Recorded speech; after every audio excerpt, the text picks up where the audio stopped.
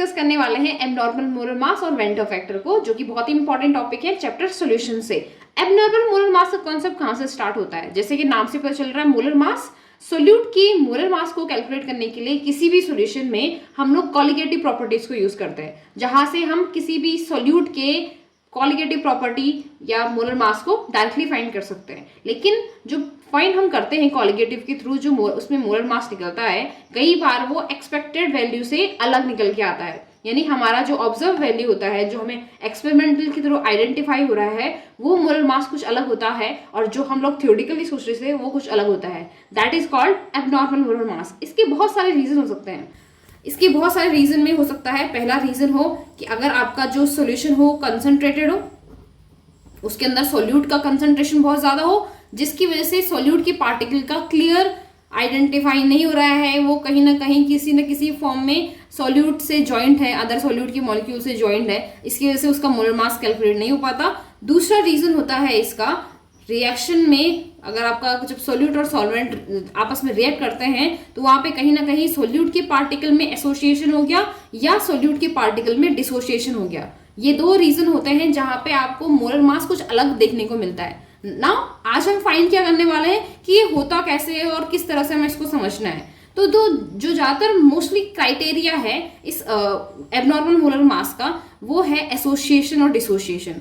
जब भी किसी सॉल्यूशन में एसोसिएशन हो या डिसोसिएशन हो, तब आपको ये देखने को मिलता है। तो हम पहला केस लेके चलते हैं, एसोसिएशन। पहला केस हमारा है एसोसिएशन। एसोसिएशन का मतलब ये होता है कि सोल्यूट के पार्टिकल आपस में एसोसिएट होकर कुछ स्ट्रक्चर बना दिए।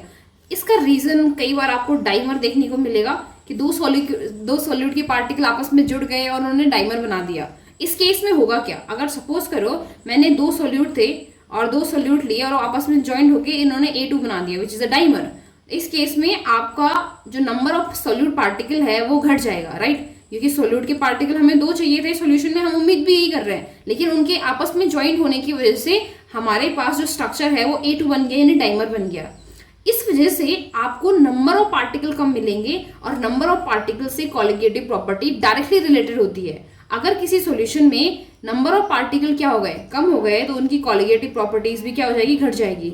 आप किसी भी कॉलिगेटिव प्रॉपर्टी को ले सकते हो। इस केस में कॉलिगेटिव प्रॉपर्टी डिक्रीज रहेगी। What about molar mass? Molar mass हम एक्सपेक्ट कर रहे थे एक A का, क्योंकि वो ज्वाइंट हो गए A2, तो मोलर मास क्या हो जाएगा, बढ़ जाएगा। यानी इस केस में मोलर मास क्या होता है, इंक्रीज करता है। एसोसिएशन के केस में आपका कॉलिगेटिव प्रॉपर्टी डिक्रीज हो रहा है और मोलर मास बढ़ रहा है। ये इस वजह से आपको कुछ नया देखने को मिलेगा। ये होता कब है? ये तब होता है मोस्टली जब आपका सॉल्वेंट क्या हो, नॉन पोलर हो, और सोल्यूट में पोलैरिटी या डाइपोल करके कोई कैरेक्टर हो, तो वो आपस में ज्वाइन कर लेते हैं। इसका सबसे अच्छा एग्जाम्पल हमारे पास एथेनोइक एसिड का डाइमराइजेशन है। एथेनोइक एसिड, बेंजोइक एसिड, ये आपके सामने इस टाइम पे डायग्राम में यू कैन सी किस तरह से दो मॉलिक्यूल ऑफ एथेनोइक एसिड आपस में हाइड्रोजन बॉन्ड के थ्रू क्या कर रहे हैं, आपस में जुड़ गए। आपस में जुड़ने के कारण ये जो स्ट्रक्चर है, जो स्टार्टिंग में हमें एक एथेनोइक एसिड दिख रहा था, अब वो दो एथेनोइक एसिड का कॉम्बिनेशन है, जिसको हम डाइमर कहते हैं। एंड इस डाइमर की वजह से हमारा मोलर मास इंक्रीज कर गया, एंड क्योंकि पार्टिकल्स का नंबर घट जाता है तो इससे कॉलिगेटिव प्रॉपर्टी घट जाती है। That is the first case. In second case हमारे पास क्या देखने को मिलेगा? सेकेंड केस में डिसोसिएशन आपको देखने मिलता है। डिसोसिएशन ज्यादातर ऐसे कंपाउंड्स में, सोल्यूट कंपाउंड्स में होता है जो इलेक्ट्रोलाइट्स नेचर के होते हैं, जहां पे जो एसिडिक हो या बेसिक हो या सॉल्ट फॉर्म में हो, जैसे NaCl है। जैसे ही उनको हम क्या करेंगे, सॉल्यूशन में डिसॉल्व करते हैं, आपको क्या देखने को मिलेगा कि वो पार्टिकल्स में, आयंस में टूट गए, तो नंबर ऑफ पार्टिकल्स क्या हो जाएंगे, अब इंक्रीज कर जाएंगे। फॉर एग्जाम्पल मैंने NaCl का एग्जाम्पल लिया था, मैं उसी को आगे बढ़ा रही हूँ। NaCl के केस में आपको दिखेगा कि जैसे आपने इसको किसी सॉल्वेंट के अंदर जहां पे डिसॉल्व हो रहा है घोल दिया, then it will be dissociate as Na+ and Cl negative. आपके पार्टिकल्स का नंबर बढ़ गया। पार्टिकल के नंबर बढ़ने से कॉलिगेटिव प्रॉपर्टी क्या कर जाएंगी, इंक्रीज कर जाएंगी। लेकिन इसी चक्कर में आपका मोलर मास क्या होगा, यू कैन सी जो पार्टिकल्स बड़े हैं उनका molar mass compare to NaCl घट गया है, तो यहाँ पे क्या होता है, डिक्रीज कर जाता है। यू कैन सी किस तरह से दोनों प्रॉपर्टी, एसोसिएशन और डिसोसिएशन, एक दूसरे के इनवर्ट्स काम करती है।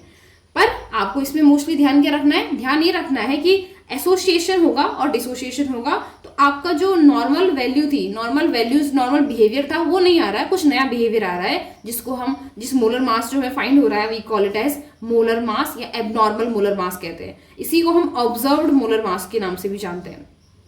लेकिन यहां से हमारे पास एक नया टर्म आया कि हमें किसी न किसी चीज की जरूरत है जो इस एबनॉर्मल मोलर मास को कैलकुलेट कर सके। इसके लिए स्टार्ट किया था एक साइंटिस्ट थे जिनका नाम था वेंट हॉफ फैक्टर, जिन्होंने वेंट हॉफ फैक्टर स्टार्ट किया था। वेंट हॉफ उनका नाम था। 1886 में उन्होंने एक फैक्टर दिया दैट इज कॉल्ड आई। उन्होंने कहा कि एक वेंट हॉफ फैक्टर है जो रेशियो होता है between the observed and the theoretical value.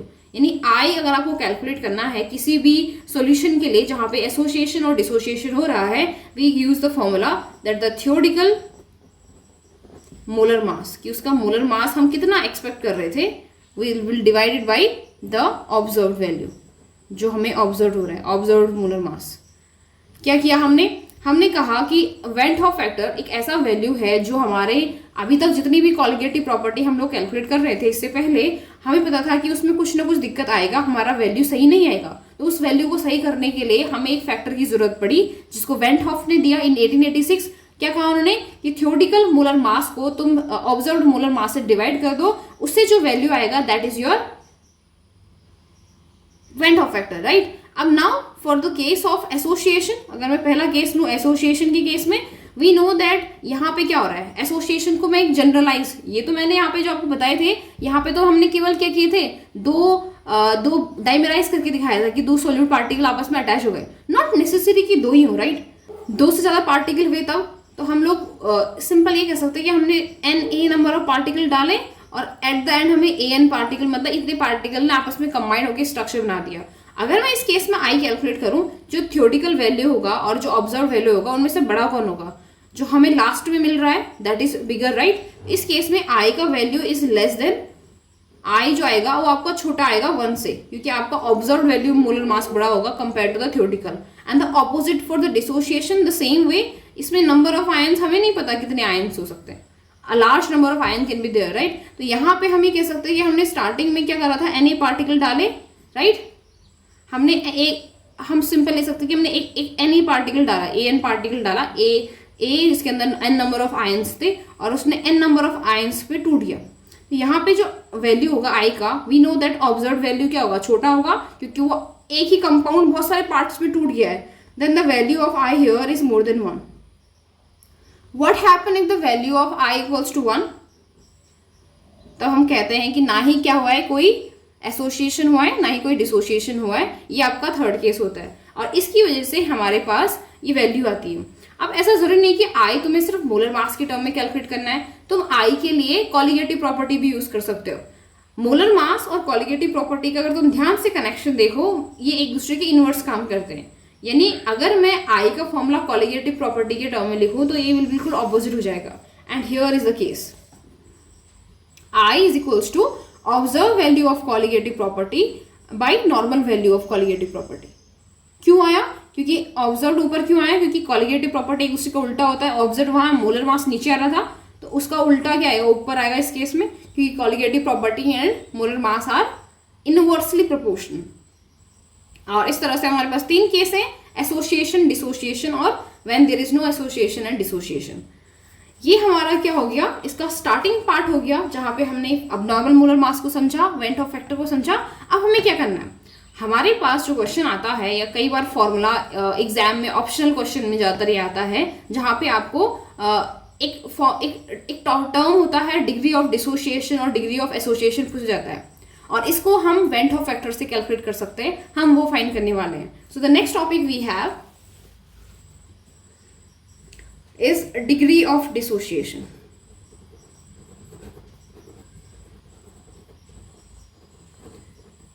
ये डिसोसिएशन हो या एसोसिएशन हो, ये हमें उसके लिए इलेक्ट्रोलाइट्स के लिए देखना होता है या ज़्यादातर डाइपोल स्ट्रक्चर के लिए देखना होता है। होता क्या है, डिग्री ऑफ एसोसिएशन और डिग्री ऑफ डिसोसिएशन दोनों को ही तुम अल्फा से रिप्रेजेंट कर सकते हो। ध्यान रखना है कि एक में एसोसिएशन हो रहा है, एक में डिसोसिएशन हो रहा है। फॉर्मूला क्या होता है, that is number of particle or substance you can say after dissociation। अगर मैं dissociation वाला ले रही हूँ, अगर मैं association ले रही हूँ तो after association, इस तरह से N number of particle before dissociation.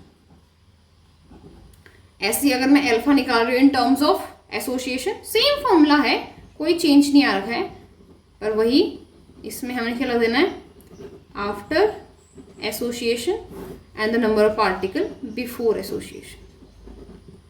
ये हमारा क्या हो गया, फॉर्मूला हो गया इनको कैलकुलेट करने का। इस तरह से हम डिग्री ऑफ एसोसिएशन और डिसोसिएशन निकाल सकते हैं। अब इसका कनेक्शन कैसे बनता है, हम लोग इसके फॉर्मूले को डिराइव करना सीखते हैं with the help of a normal equation.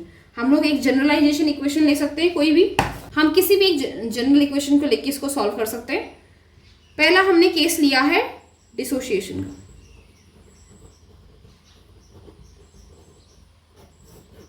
Dissociation के केस में हमने माना कि हमारे पास कोई इलेक्ट्रोलाइट है, आप कोई भी ले सकते हो। मैंने कहा कि मेरे पास एक एन इलेक्ट्रोलाइट है जिसमें एन नंबर ऑफ आयंस है। जब ये ब्रेक डाउन हुआ तो ये किसमें, एन ए यानी नंबर ऑफ इतने आयंस में टूट गया है, ठीक है। It can be positive negative, आपको पता ही है कि इलेक्ट्रोलाइट में equal number of positive equal number of negative होते हैं। मैंने एन क्यों लिखा है, क्योंकि आयंस का नंबर कितना भी हो सकता है। NaCl में 2 आयन है, MgCl2 लेते हो 3 होते हैं। ऐसे अगर मैं कोई और कंपाउंड हो, 3 हो 4 हो, तो हम सबके लिए एक जनरल इक्वेशन बनाना चाह रहे हैं, तो हमने इसको एक जनरलाइजेशन इक्वेशन कह दिया फॉर द डिसोसिएशन, जहां पे आपको डिसोसिएशन सो रहा है। स्टार्टिंग में जब डिसोसिएशन स्टार्ट हुआ, मैंने मान लिया कि मेरे पास इस इलेक्ट्रोलाइट का एक ही नंबर है। प्रोडक्ट कितना होगा, because it's a starting, product कुछ भी नहीं होगा, जरा सा भी ये एसोसिएट डिसोसिएट जो भी होना है नहीं हुआ है। आफ्टर सम टाइम मुझे पता है कि यहाँ पर डिसोसिएशन होना है, तो कुछ ना कुछ अमाउंट में ए डिसोशिएट हो गया होगा। इसमें कितना अमाउंट में डिसोशिएट हुआ, क्योंकि अगर तुम ध्यान से देखो डिग्री ऑफ इस डिसोसिएशन को, number of particle after dissociation, कितने पार्टिकल हैं, और बिफोर में हमने ये माना था कि स्टार्टिंग में एक ही है, तो मैंने इस वाले जगह पे 1 रख दिया। तो यानी नंबर ऑफ डिसोसिएशन मैं कह सकती हूँ इस टाइम पे, it's a number of particle after dissociation. कितने पार्टिकल टूटे, that is the number of particle after dissociation, right. हमने इस इक्वेशन में हमने ये माना कि हमारा जो रिएक्टेंट है ये कुछ ना कुछ अमाउंट में टूटा है, और ये कितना टूटा, that is equals to alpha. क्यों अल्फा, क्योंकि मुझे पता है कि अल्फा किसके बराबर होता है, number of particle after dissociation by, शुरू में कितने नंबर थे, शुरू में मैंने मान लिया था 1 नंबर है, तो ये 1 हो गया, यानी अल्फा किसके बराबर आ गया, number of particle after dissociation. यहाँ पे मैंने लिख दिया 1 से कितना माइनस हुआ, अल्फा। ये कितने बन गए, एक आयन होगा तो उसका कंसंट्रेशन अल्फा, क्योंकि एन है तो क्या हो जाएगा, एन अल्फा। Okay clear. तो हमारे पास यहां से ये एक इक्वेशन आ गई जिसके टर्म में हम सबको समझा सकते हैं। इस केस में मेरे पास ये वैल्यू आया। Now I want to put it the value for the i क्या होता है, आई हमने कहा था कॉलिगेटिव प्रॉपर्टी के टर्म में और हमने मोलर मास के टर्म में, बट इन जनरल हम ये कहते हैं कि स्टार्टिंग में लाइक हम लोग अगर नंबर्स ऑफ पार्टिकल के टर्म में कहें तो नंबर ऑफ पार्टिकल में आई का फॉर्मूला होता है number of particle after dissociation by, शुरू में कितने पार्टिकल्स थे, वही सेम यही। तो number of particle after dissociation कितने रह गए, यहाँ पे प्रोडक्ट के साइड रह गए एन अल्फा, और रिएक्टेंट के साइड क्योंकि इसमें से इतने माइनस हुए तो अभी भी कितने बचे होंगे, इसमें से 1 माइनस अल्फा तो बचे ही होंगे। तो it become 1 minus alpha plus N alpha by 1, that is the formula. यहां से तुम अल्फा को कैलकुलेट कर सकते हो, चाहे तो तुम इस फॉर्मूले को सॉल्व भी कर सकते हो। आई इज इक्वल्स टू 1 माइनस, या फिर मैंने अल्फा कॉमन लिया, क्या बन जाएगा ये 1 माइनस एन। इसमें से मैं इस वाले पार्ट को आगे भेज रही हूँ, आई को इधर लाई तो क्या बन जाएगा, alpha 1 minus N is equals to 1 minus I. Alpha is equals to ये वाला टर्म ये मल्टीप्लाई में आ जाएगा डिवाइड में 1 माइनस आई 1 माइनस एन, जिसको तुम अगर निगेटिव से मल्टीप्लाई करो ऊपर नीचे इट बिकम आई माइनस 1 और n माइनस 1। ये भी चलेगा ये भी चलेगा, ज्यादातर बुक्स में ये लिखा रहता है, तो मैंने आपको इस तरह से करके दिखा दिया। तो ध्यान के रखना है, हमने क्या किया, हमने डिसोसिएशन के लिए देखा कि किस तरह से डिसोशिएट हो रहे हैं n नंबर ऑफ आयंस में। स्टार्टिंग में कंसंट्रेशन हमने 1 माना, इसलिए हमने माना कि after some time an dissociate हुआ, कितना डिसोशिएट हुआ, अल्फा के बराबर। क्यों अल्फा के बराबर, क्योंकि अल्फा का फॉर्मूला हमने देखा ये डिपेंड करता है number of particle after dissociation by total. Starting में कितने थे, स्टार्टिंग में क्योंकि 1 है यानी अल्फा किसके बराबर होता है, number of particle after dissociation. इस तरह से हमारे पास फॉर्मूला आ गया। और आप जितने भी आपके पास क्वेश्चन आते हैं, अगर आप इवन एनसीईआरटी की क्वेश्चन बुक में भी देखोगे, वहां पे देखा था शायद NaCl के लिए KCl के लिए उसने आपको आई पूछा था। तो देखो आई जो आई होता है वो अल्फा पे डिपेंड करता है, अल्फा यानी कितना डिसोसिएशन हुआ।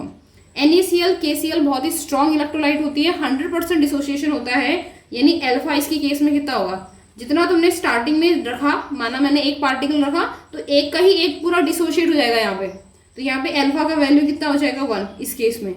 Remember in case of strong electrolyte the value of alpha is 1। Why? क्योंकि जितना बिफोर, यही तो है फॉर्मूला, बिफोर कितना था 1 और आफ्टर कितना डिसोशिएट हुआ 1 का 1 ही डिसोशिएट हो गया, 100% डिसोशिएट हो गया, then the value is 1। Now in this case because it's a case of association, यहाँ पे भी हम फॉर्मूला डिराइव कर सकते हैं। हमने क्या मान ला, स्टार्टिंग में हमारे पास n नंबर ऑफ पार्टिकल थे, वो आपस में डिसोशिएट हो गए, उन्होंने एक पार्टिकल बना दिया an। यहाँ पे इसको थोड़ा सा अलग रखने के लिए तुम चाहे तो अल्फा मत यूज करो, बीटा यूज कर लो, गामा यूज कर लो, कोई भी एक डिजिट तुम यूज कर सकते हो। यहाँ पे स्टार्टिंग में जब टाइम 0 था तो मैंने माना कि हमारे पास नंबर ऑफ पार्टिकल एक ही है, एक पार्टिकल से मैं इसको समझ जा रही हूँ, आप चाहे तो ज्यादा भी ले सकते हो। टी टाइम के बाद मुझे पता है कि एक पार्टिकल आपस में क्या हुआ है, एसोसिएट हुआ है। कितना एसोसिएट हो गया, मैंने मान लिया कि अल्फा, इसमें भी मैंने अल्फा मान लिया, ठीक है। अब यहाँ कंसंट्रेशन कितना होगा, यहाँ कंसंट्रेशन अल्फा जाना चाहिए था, लेकिन अल्फा आपस में क्या हो गए, एसोसिएट हो गए। समझो इसको, स्टार्टिंग में मैंने माना कि मैंने यहाँ पे 100 पार्टिकल डाले थे, 100 पार्टिकल में से कितने 50 पार्टिकल क्या हुए, एसोसिएट हुए, एसोसिएट होने के लिए गए, मतलब प्रोडक्ट में कन्वर्ट हुए 50, लेकिन 50 का डाइमराइज हो गया। डाइमराइज होने का मतलब 2 पार्टिकल एक दूसरे से चिपक गए, तो टोटल कितना बचेगा 25। तो ये अपॉन में क्या रहा है 2 मतलब कितना एसोसिएशन हुआ, 2 पार्टिकल चिपके आपस में, अगर 3 चिपकते तो बाई 3, अगर 4 तो 4, इस तरह से। तो यहाँ पे ये जो कंसंट्रेशन होता है इस समय प्रोडक्ट की side, that is alpha by N. Alpha is the कितना अमाउंट में प्रोडक्ट की तरफ गया, और एन क्यों, क्योंकि वो आपस में एसोसिएट हो गए तो उनका नंबर रिड्यूस होगा। कितना रिड्यूस होगा, जितने वो आपस में क्या होंगे, कंबाइंड होंगे, 2 होंगे तो 2, 3 होंगे तो 3, इस तरह से। Now for that I is value will be 1 minus alpha plus alpha upon N. Same आप सॉल्व कर सकते हो, अल्फा कॉमन ले लो, 1 minus 1 by N. Again same thing, ये वाला पार्ट में यहाँ ले आई, 1 माइनस आई, और अल्फा इक्वल्स टू 1 माइनस आई,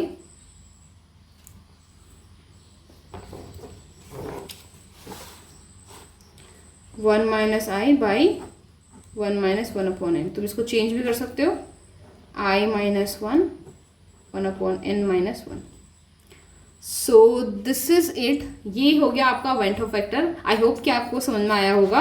अगर आपको ये वीडियो अच्छी लगी तो फॉलो और सब्सक्राइब करना बिल्कुल ना भूलें।